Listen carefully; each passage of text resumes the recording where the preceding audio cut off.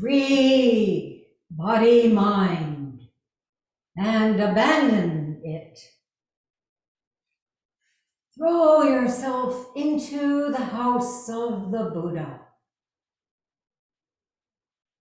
Let the Buddha initiate you and simply follow this effortlessly, without anxiety.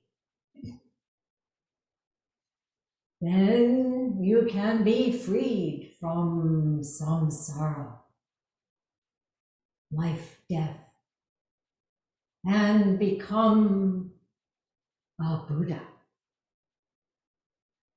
Eihei, Dogen, Kigen, Zenji, Daiosho, from the Shobo Genzo, life, death.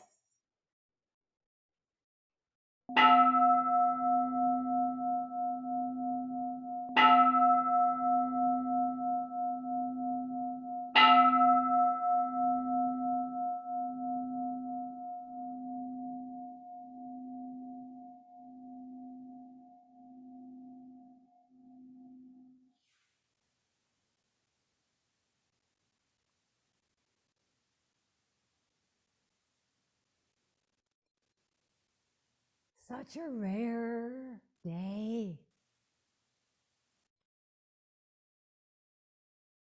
A wondrous day.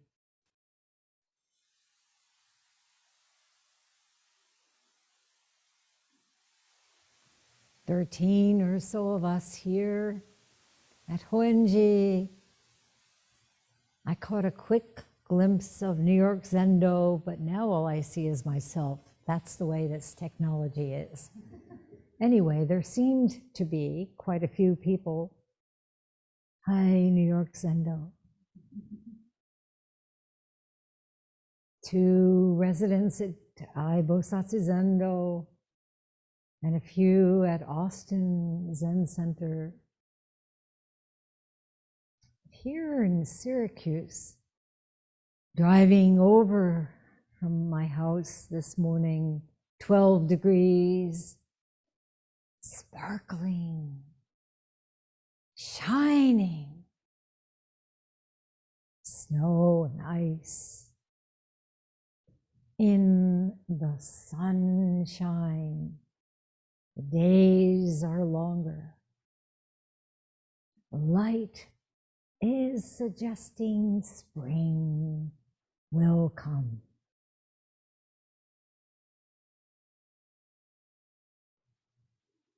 Shakyamuni Buddha said in the great Parinirvana Sutra,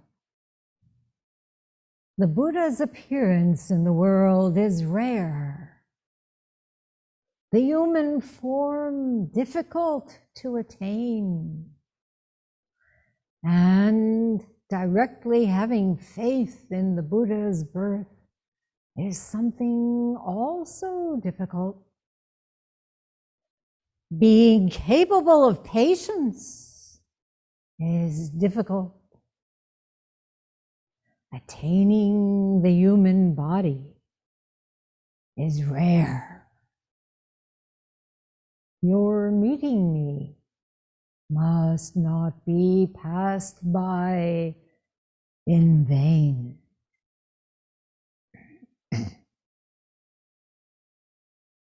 So here we are. Human bodies all.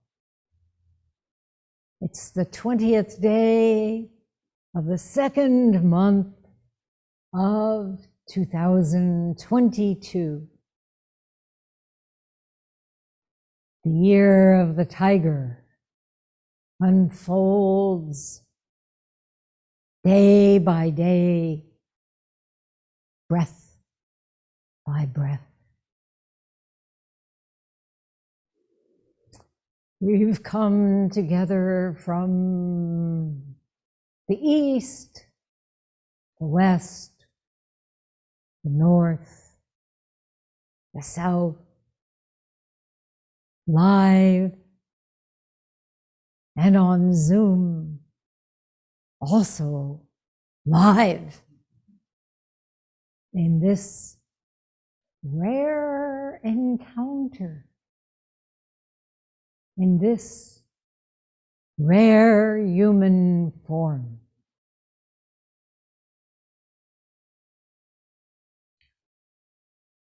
With aspiration, motivation, and gratitude, we are commemorating Buddha Shakyamuni and Muishitsu Edo Roshi, and celebrating Mandala Day. What good fortune to be able to sit with each other and feel the presence of our great teachers.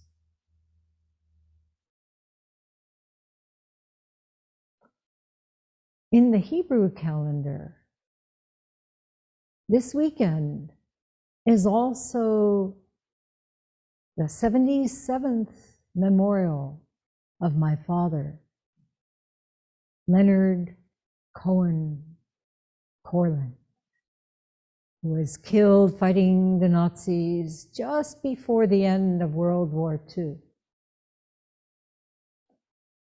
We only had a few minutes of my babyhood together, and I only have one clear memory of him holding me on his shoulders as he walked into the surf of the Atlantic Ocean. I was around 8 months old. My mother never spoke about him when I was a child. It was too painful, she said, when I asked about him. But in the photographs that I have, he is really good looking and calmly joyful, even in his army uniform. My grandparents, my aunt, my uncle, they all spoke of his loving, outgoing nature, his intelligence, integrity, and charisma.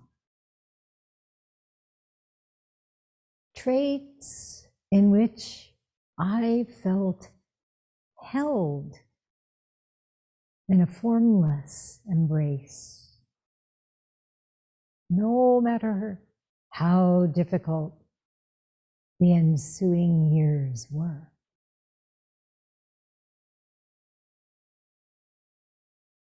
We are all being held in a formless embrace. Another way of speaking of the Daibosatsu mandala. No one is left out.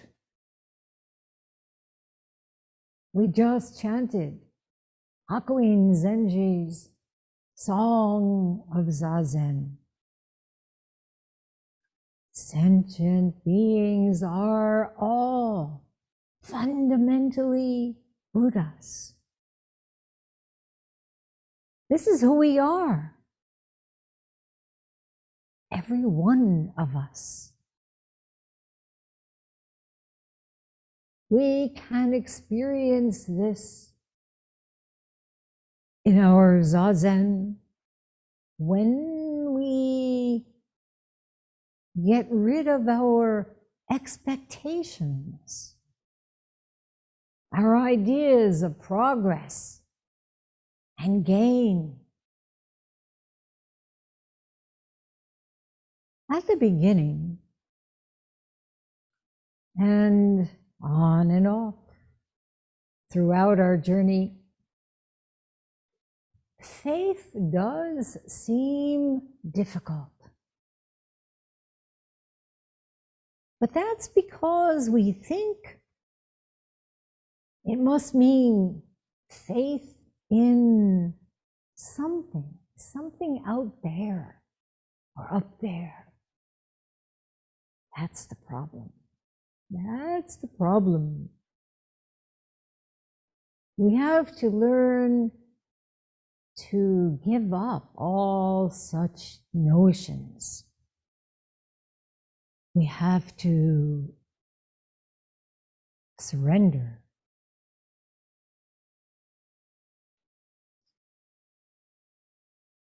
Four years ago, Edo Roshi gave a Teisho at Shogun Junior College in Gifu, Japan. 2 days later, on February 19th, 2018, he departed from this realm. In that Teisho, he had everyone recite the section from Dogen's Life, Death that I opened with. He loved it passionately, and so have I. Ever since I first heard it from him in Doksan many years ago. No matter how many times we hear it, read it, recite it, and reflect on it, this passage remains fresh. Indeed, it refreshes our hearts.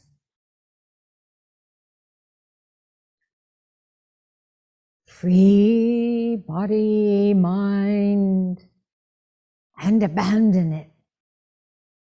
Throw yourself into the house of the Buddha. Let Buddha initiate you. And simply follow this effortlessly, without anxiety. Then you can be freed from samsara, life, death, and become a Buddha.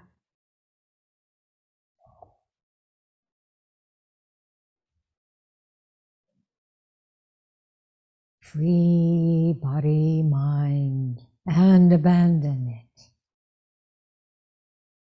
Edo Roshi said, this is the essence of spiritual training. Let go and forget.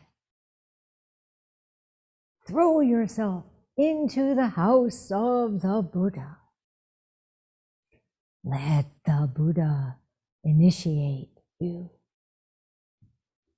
He said, the action lies in the Buddha. This is so important. Throw everything into the life of the Buddha.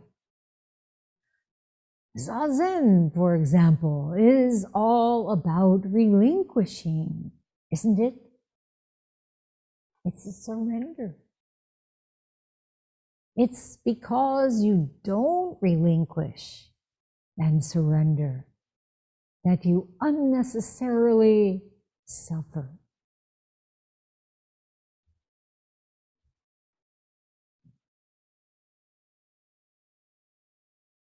This is what we are doing here today. Relinquishing all our ideas about Zazen, what it's for, how it should be, why we can't do it, yada, yada, yada. No. Abandon such thoughts. Dogen's words are so dynamic. Free body, mind. Abandon it. Throw yourself into the house of the Buddha.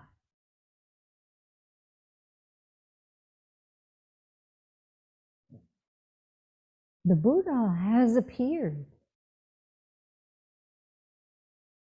Yes? Yes, you would agree? Huh? The Buddha has appeared. And what else? We have appeared. Rare. Rare. Yeah. The house of the Buddha is nowhere but right where we are.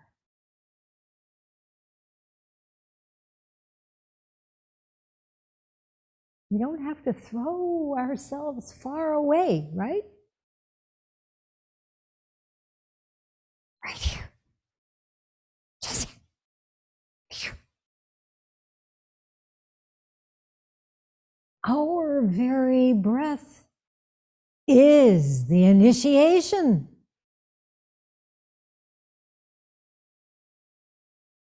With each exhalation, each inhalation, our faith grows without our seeking after it. Faith in what? Not in any doctrine, not in any concept. We simply entrust ourselves to this mysterious and subtle practice, presence, embrace, in which we are not separated even for an instant from our teachers, our fathers and mothers, our sisters and brothers, all our dear departed ones. We've met with the Buddha's teachings in our very own human bodies. How do we ensure that it is not in vain, as the Buddha warned us? Train thus, the Buddha said. Not just when you feel like it. Not just when it's convenient. Not just when you can fit it in among all the multiple things that you are dealing with in your lives. Be steadfast and diligent. Train with assiduity. How?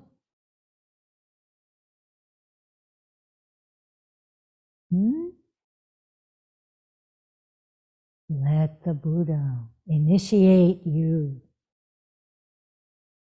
and simply follow this effortlessly, without anxiety. You may think from time to time, how can I do this? It's not something you are doing. There is no grasping after it. There's no self-evaluation. Am I there yet? There's no self, no other.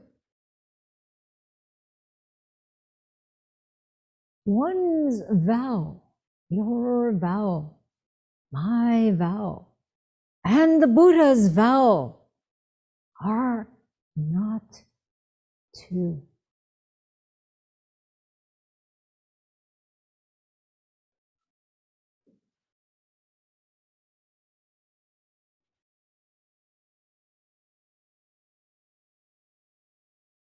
After all, it's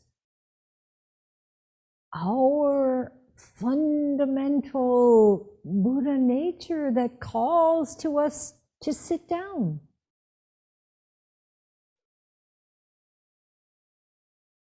That gives us the aspiration to respond, to return to this pure, original oneness, this mind. To experience this is, of course, very different from hearing someone say it or reading it. Only Buddha knows Buddha, Dogen titled another fascicle in the Shobo Genzo. Only Buddha knows Buddha.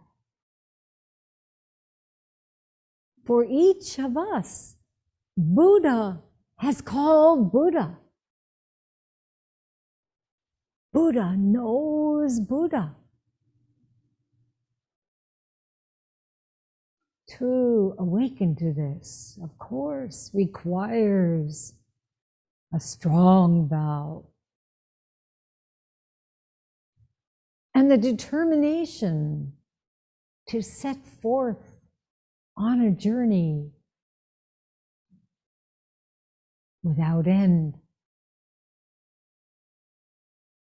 We don't know where this journey will take us. We don't know what obstacles we'll encounter. We have no assurances that we'll succeed. We have no timetable, schedule. There is no formula.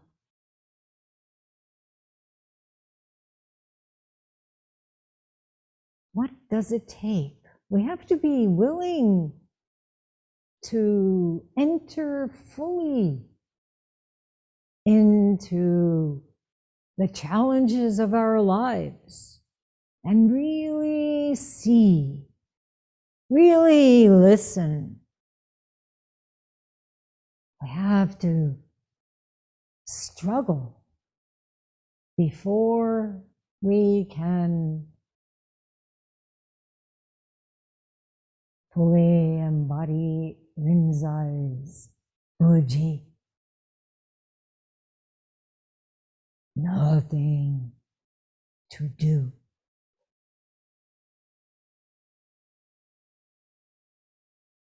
Edo Roshi often said, "It's worthy to struggle." His aspiration was so clear from childhood on. And no matter how daunting the circumstances, no matter how complex his karmic hindrances, he persevered with enthusiasm. What are our own hindrances? We all have them.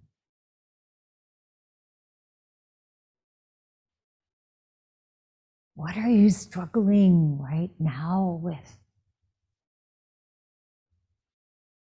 What are you trying to avoid?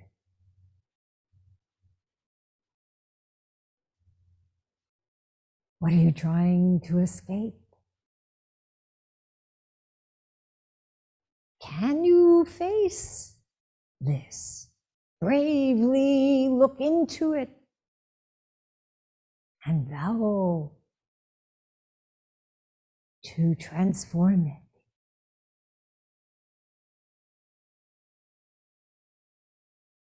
Free body, mind.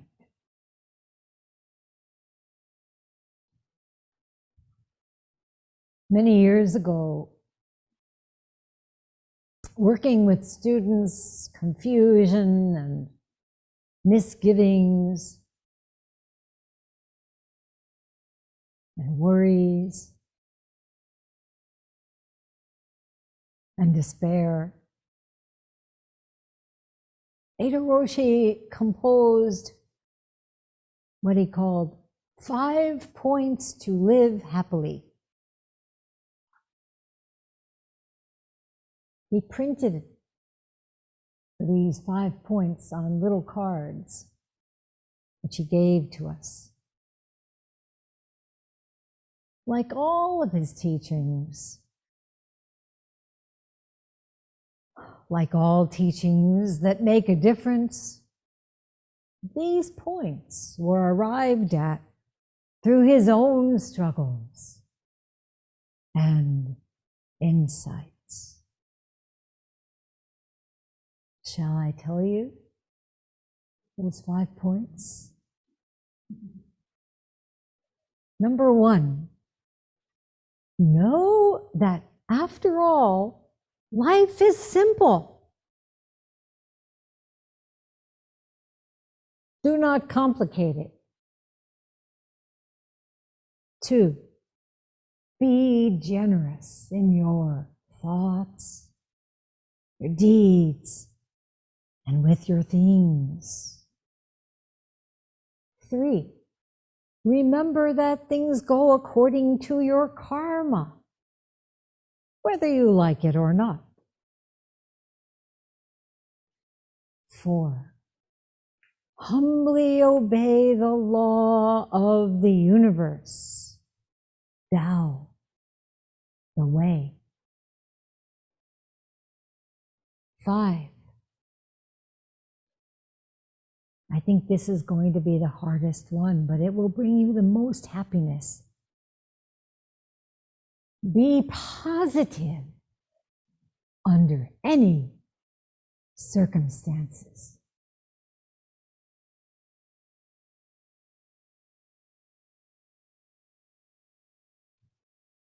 You know, we are humans with all our flaws and fears and discontents, and yet, if we keep it simple, if we are generous, if we accept our karma and realize freedom within it, if we are attuned to things just as they are,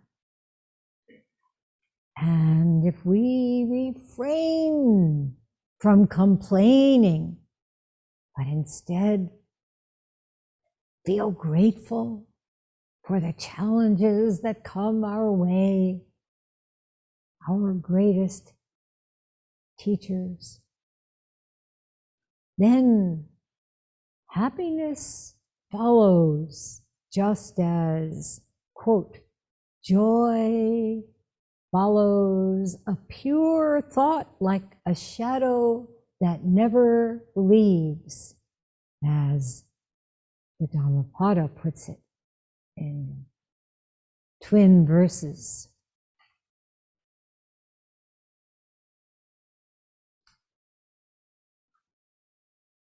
The Korean Zen master Sun San, who founded the Quantum School of Zen in the West, often quoted a poem called The Human Root, which goes, coming empty-handed, going empty-handed, that is human. When you are born, where do you come from? When you die, where do you go? Life is like a floating cloud which appears. Death is like a floating cloud which disappears. The floating cloud itself originally does not exist. Life and death, coming and going, are also like that. But there is one thing which always remains clear. It is pure and clear, not depending on life and death. What is the one pure and clear thing?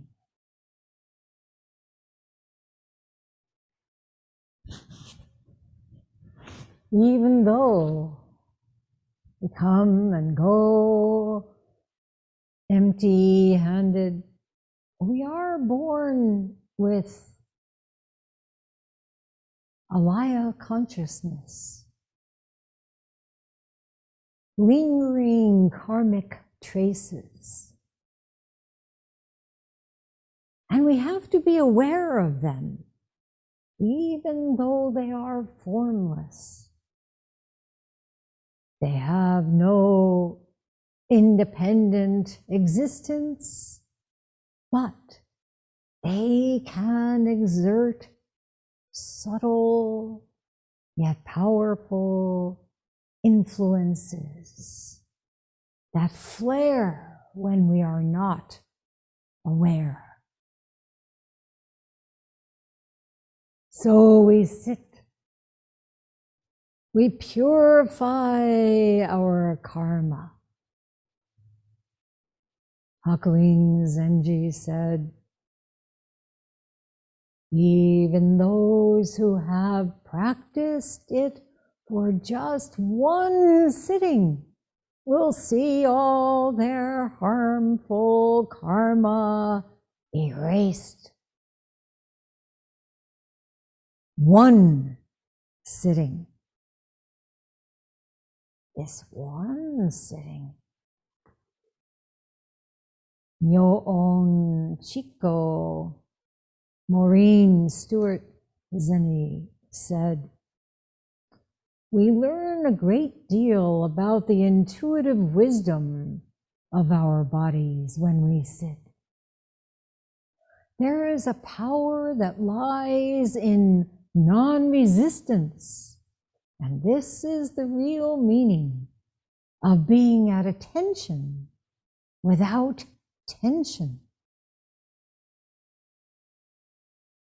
You know that in winter, the tree boughs that bend under the snow survive, while the ones that resist break. So in your pain, don't resist. Bend. Go with it. Breathe with it. Let your body teach you. Let it tell you what it means. Nothing is fixed.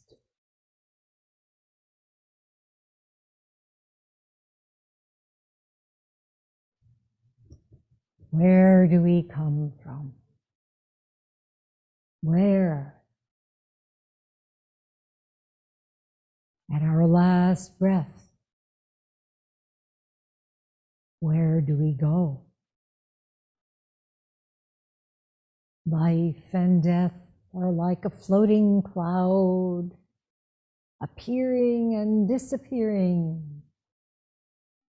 What is it that does not depend on the transitory states of life and death? What is that one pure and clear thing?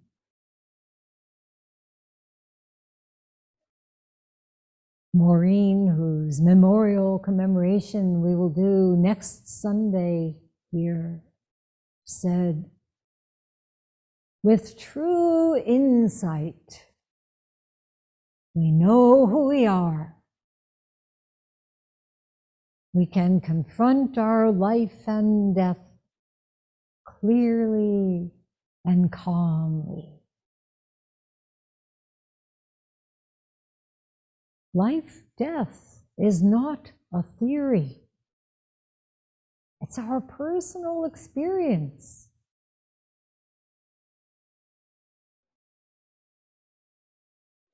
We may not remember, but we will soon encounter again the change from life to death, death to life. The Buddhist teacher Trudy Goodman writes, "We have all been born.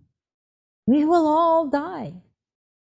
This stark reality is a portal to loving awareness. Since we're all floating in the same mysterious boat, our kindred vulnerability calls us to compassion, to the solace of our shared humanness. We might as well be kind, understanding, and helpful to each other along the way."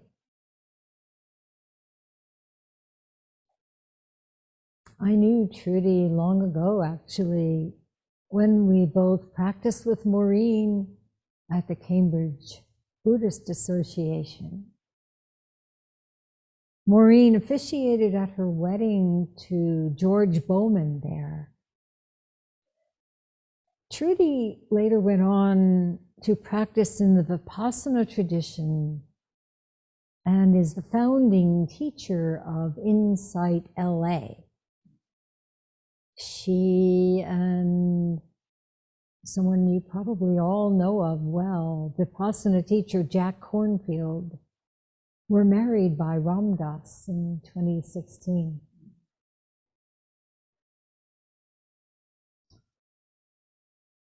She speaks of this mysterious boat we're all floating in. You may remember Nyogen Senzaki's poignant poem that he wrote in 1955, 3 years before his passing. I used it as the frontispiece in Eloquent Silence. It goes like this. In a dream, I'm lying in a pagoda with my old teacher. When I awaken, I am on my single pillow in the Western Hemisphere. For more than 70 years, I have floated on the Eihei Sea in this illusory boat.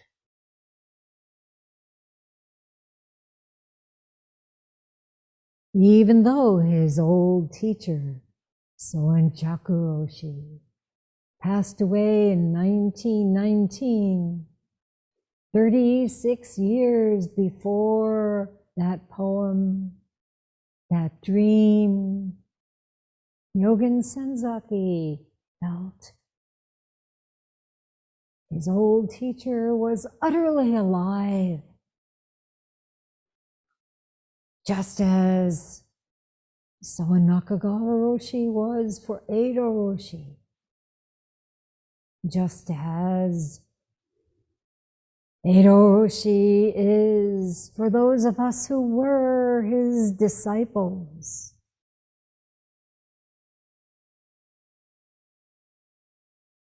On this Daibosatsu Mandala Day 2022, we commemorate the wondrous and mysterious connections with our teachers. And we know that the only way we can requite their beneficence is through our own dedication and determination, right in the midst of hardships and worries and sickness and grief. The Eihei Sea.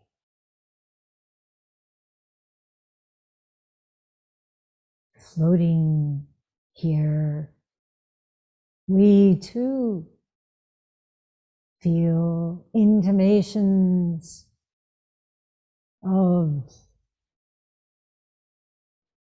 mystical interrelationships. The singing of the wind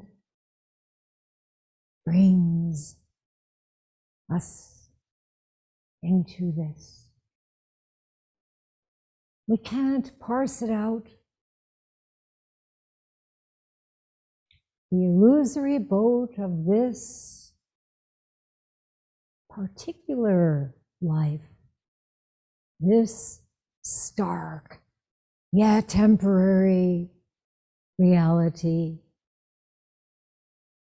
conveys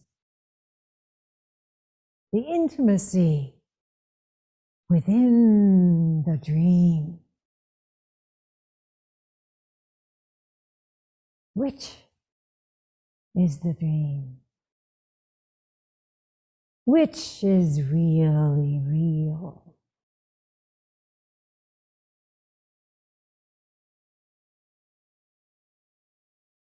In this dream, body, mind is abandoned. Logic is gone. Dualism is gone. All composite things are gone. Past and present are one. Lying in a pagoda with my old teacher.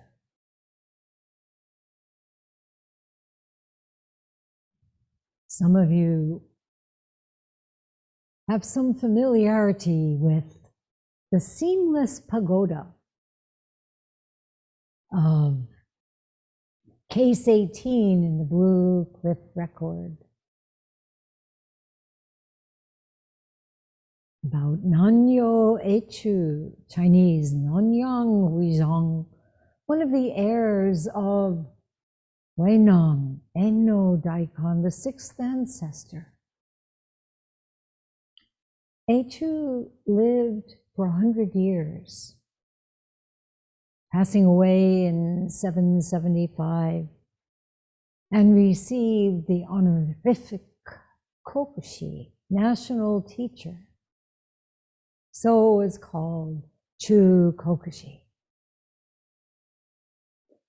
His disciples included 3 successive emperors of that era, starting with Genzo, Chinese, Duanzong, whose heir, Shokuso, Chinese, Suzhong, usurped the throne but died 6 years later, and his brother, Daiosho, Chinese, Daizhong, became the emperor from 762 to 779.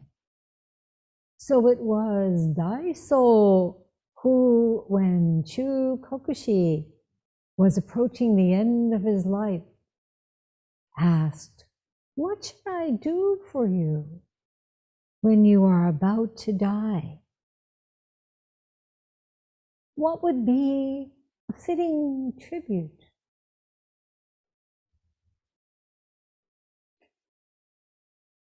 Well, we heard this morning when Shakyamuni Buddha was about to enter into parinirvana, he told his beloved disciple Ananda, "It's not the scattering of blossoms and sprinkling of sandalwood powder, it's not the playing of heavenly music by which the Buddha is honored. Rather, what?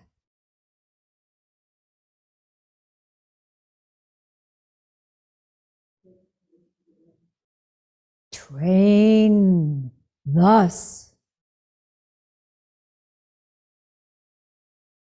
Train thus. Live in the Dharma. Enter upon the path and walk on this way. It's the same for us. This is the only way we can honor Eido Roshi's teachings. Cheerfully, in the midst of uncertainty and confusion, train thus. We don't wait for certitude. We don't wait for an end to our confusion. Right here, right in the midst. This is training. He always said, give yourself to the Dharma, and the Dharma will give itself to you. It's always giving itself to us without a break, seamlessly giving. But we get caught up in the seams of our own construction. When Ananda asked the Buddha, "What shall we do without you? How can we go on?" the Tathagata replied, Atadipa,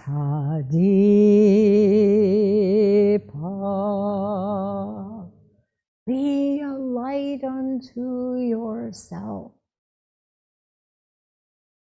Viharata,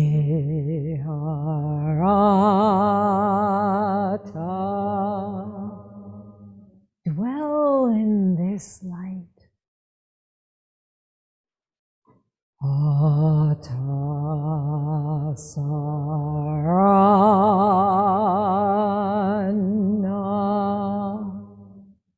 you are the refuge. Anana sarana.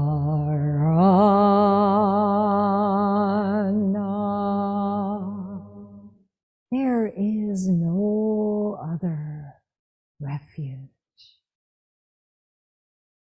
Dhamma Dina.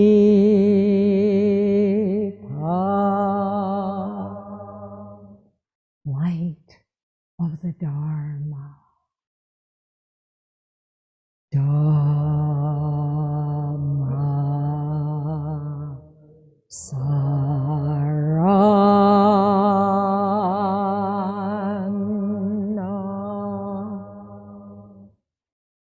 refuge of the Dharma.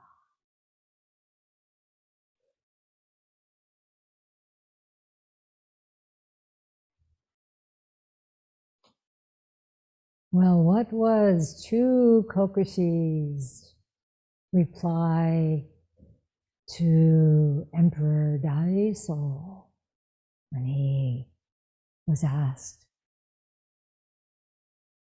what can I do? What kind of tribute can I make for you? He said, make me a seamless pagoda. What kind of pagoda is this? The emperor wondered. What style should it be? How can a pagoda be seamless? Every pagoda rises up, level upon level, tier upon tier, intricate curving roofs. What is a seamless pagoda?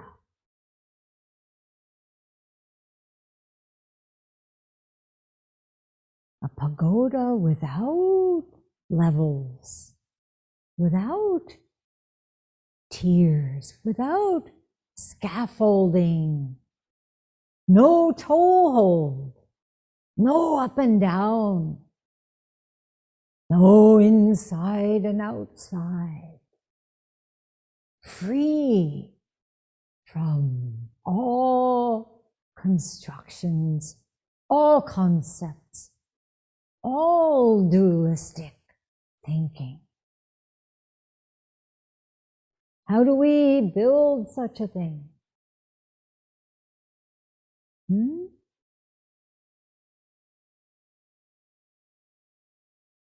By deconstructing what we believe to be a self. Free body, mind.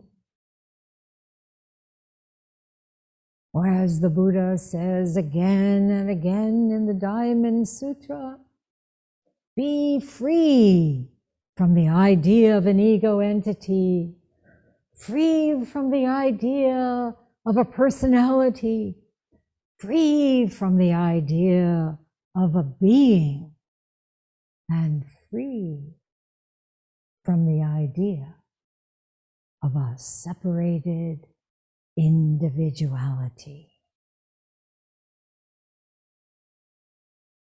Seamless. Yogen Senzaki said, an ideal Buddhist should wash off all kinds of dirt and walk freely in naked truth. The perfect garment shows no seams, inside or outside. It is one complete piece, and nobody can tell where the work began and how it was woven.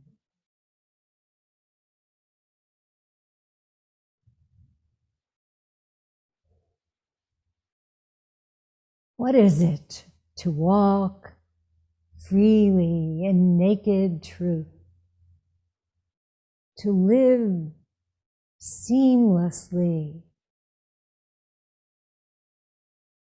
to create a seamless pagoda with our thoughts, words, deeds, our hearts.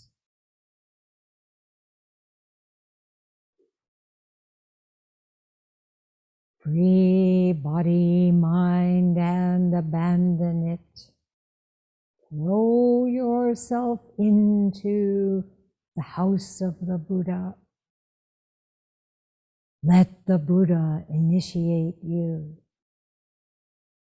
And then what? Simply follow this effortlessly, without anxiety. Then you can be free from samsara and become a Buddha. Can anyone resist doing so?